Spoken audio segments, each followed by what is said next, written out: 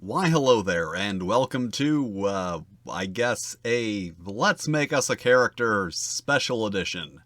I'm going to be looking at the D&D Beyond Character Builder, because when I was doing research for the 5th edition video, I learned this was a thing, and since the Character Builder from 4th edition was a thing that I very much have mixed feelings on, I figured I would check this out. So, let's get into it. So first off, it is a web interface, which is accessible to everyone, versus the 4th edition one, which was a program you had to install and was only available to subscribers of the, what was it called? D&D Insider. So let's get into this, and we're going to use the standard option, create a character by making choices using a step-by-step approach. That's how we usually do it, and let's show the help text. It's thinking. Alright, your first step in playing an adventure in the Dungeons & Dragons game is to imagine and create a character of your own. Your character is a combination of game statistics, role-playing hooks, and your imagination. Okay, I know all this stuff. Alright, so we have a character's name. Names by fantasy name generators.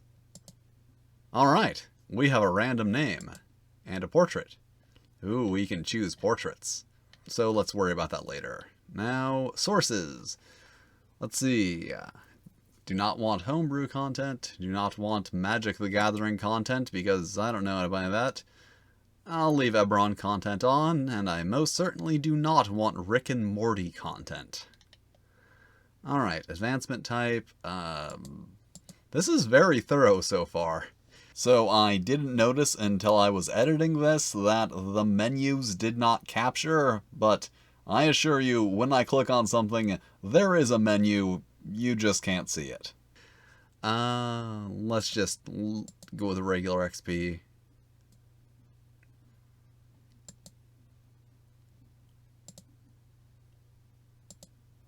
Alright. Allow or restrict choices based on rule prerequisites for the following character. Feats, multi-class requirements. Now, does turning this on mean that it is being restricted or that it isn't being restricted? Alright, I'm just going to leave it on. Show level scaled spells. Okay, let's leave it on. Encumbrance type. We'll use regular encumbrance. Ignore coin weight. No, coins have weight. I don't know what that is half the time, but we are going to have coins have weight. Ability score modifier, reverse the arrangement. Let's leave it like that. Anyone with link in view, I'll leave it public. Alright, so race. Yes, I know what a race is. I know all this stuff. Sorry, I'm not going to read all this stuff. I know what all this stuff is. Alright, now let's look at our options for race. We have a lot of options. Alright, so far I will say one thing I'm liking here is it does seem to provide a lot of context for things. That was my biggest complaint about the 4th edition character builder, is that it did not provide context. And also, they're not even including drow in here, so that's a good point for them. Alright, but I don't want to make an elf, because I made an elf in the other video. Actually, the one time I played this game, I made an elf fighter. That's why I made an elf fighter in the video. So that is actually the only 5th edition race and class that I've really looked at. So let's see how convenient this is for someone looking at things for the first time. Let's, alright, this is the only time I'm going to do this. Let's make a Dragonborn. No, I can't do it. I can't do it. Alright, let's go with Halfling. Now, what kind? We have a Lightfoot Halfling and a Stout Halfling. So, we get +2 dexterity, nimbleness, and Stout Halfling +2 dexterity. They look largely the same. Alright, so we can click on the thing, and it will take us to the big ol' database page, which is convenient. Alright, Lightfoot Halflings get +1 to their Charisma. Stout Halflings get +1 to their Constitution. You can attempt to hide even when you're obscured by a creature as well as larger than you. Alright, so based on these things I've read, we will make a Lightfoot Halfling. Alright, and it tells us all of our abilities here, so you can re-roll a 1, advantage against being frightened, can move through a space of any creature that is size larger than you. That one sounds really convenient. And you can attempt to hide when you're obscured by a creature at least one size larger than you. That one also sounds convenient. These all sound very convenient for the type of character I'm thinking of making. Alright, class. Yes, we know what a class is. So let's go ahead and make a monk, because I like monks. So we get 8+ Constitution modifier hit points at first level. That's very conveniently there. Proficiencies. Armor, none. Weapons, simple weapons, a short sword. Choose one type of artisan tools or one musical instrument. Strength, dexterity. Choose 2 from acrobatics, athletic. Okay, so we choose our skills, and acrobatics seems obvious. And, ooh, that's nice. Once we choose acrobatics, it takes it out of the next list. And, yeah, we'll go stealth because this character is already fairly stealthy. Now, a musical instrument or artisan's tools. Alright, let's take Tinker's tools. Who knows what we can tinker with those.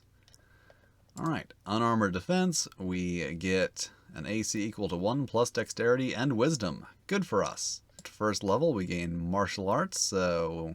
Alright, so just to summarize, martial arts gives us dexterity instead of strength for attack and damage rolls for unarmed strikes and monk weapons, which are apparently now any simple melee weapon that does not have the two-handed or heavy property. We get 1d4 for our damage on unarmed strikes, and when we use an action to make an unarmed strike or monk weapon attack, we can use a bonus action to make an extra attack. So, fairly simple. And I guess we don't have to worry about all this stuff at second level and higher for now, so okay. Ability scores. So we can either use a standard array, point by, or manually enter our scores. Alright, so apparently we don't have the option to, like, randomly generate scores. That would be something I would have liked to have seen. Let's point by. Alright, so we want our dexterity to be... Oh, 15 is the max we can have. Oh well, that's fine. Because we get a bonus for being a halfling. Wisdom was the other thing that said was good. We don't get a bonus to that. So let's try 14 wisdom. And Constitution... Actually, let's set everything at 10 and see what we have left. Okay. Because the new way that, like, everything has a save, having a negative in one of your things can be badder than it was in previous editions.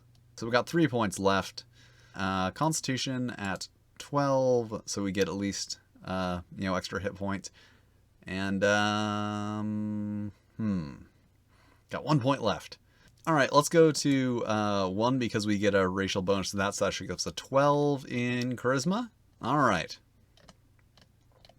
So, those are our stats.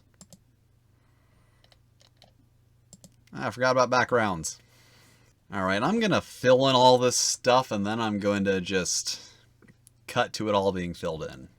Alright, so for my background, I've chosen Haunted One, which gives some skills, an additional language, an ability, and then there's suggested characteristics, and alignment, faith, lifestyle, all of your basic character stuff, which I honestly didn't bother filling in because I don't want to be here all night. I will say this is like the first time I had a problem with the restrictions here, because there's like 7 backgrounds provided, and like, yeah, you can go on the marketplace and you can buy stuff. So great. But like, So far it's been good up until this point. Let's just keep going. Alright, starting equipment.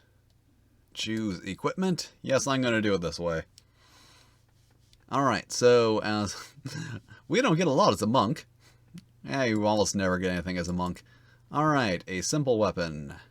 Alright, let's take a quarterstaff, because, you know, that's good for monk-like hitting people. And an explorer's pack. And I guess we get 10 darts. And we get a monster hunter's pack from our background, which includes a whole lot of stuff. Wow, it's a lot of stuff. Cool.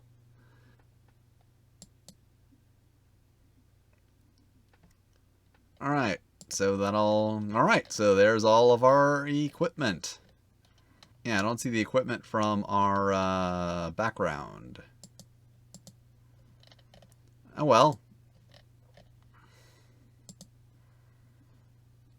Oh, is that it?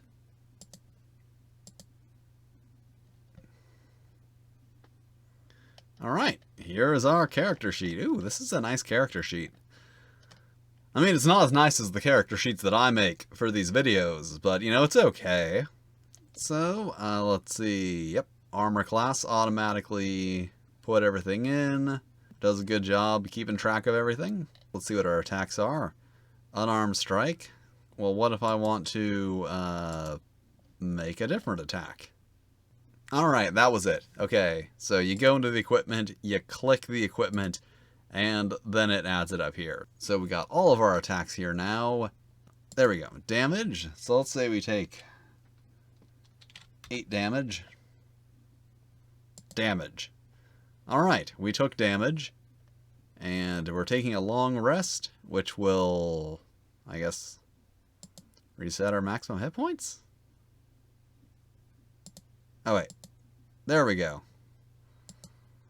Okay, so that's convenient. You can add your damage. You can take rests. That's good. Alright, so, manage levels.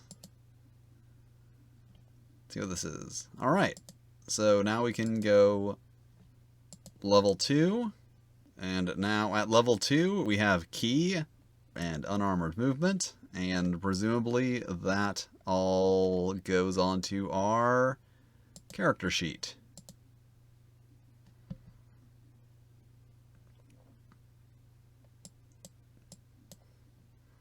Oh, yeah. Alright, I'm going to set the hit point to fixed value just because I couldn't figure out how to do it manually. And there we go, 15 hit points at level 2. Alright, so I didn't realize until editing that I should have had 9 hit points at first level, not 13. Not quite sure how I had 13, but I'm willing to assume that it was some mistake I made and not a flaw in the character builder. Oh, our movement's gone up. Key points. You can spend key points fuel. You have 2 key points per short rest. Alright, so use a key point. Use a key point. Short rest. And our key points have been reset. So I guess that is the D&D Beyond character builder. It's better than the 4th edition character builder. It does seem very much like they want you to buy more content to add to it, but even without that content, the only thing that's really lacking is the backgrounds. And using it seems pretty convenient. It's all very aesthetically pleasing, keeps track of things. Would definitely use if I were playing a 5th edition game online. If I were playing it in person, I probably would just use a paper character sheet because it's easier. Alright, thank you for watching this mess. It was entirely improvised, so hopefully it isn't awful.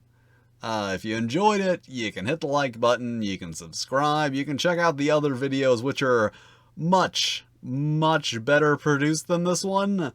They have graphics and stuff. It's pretty sweet. And I will see you next time.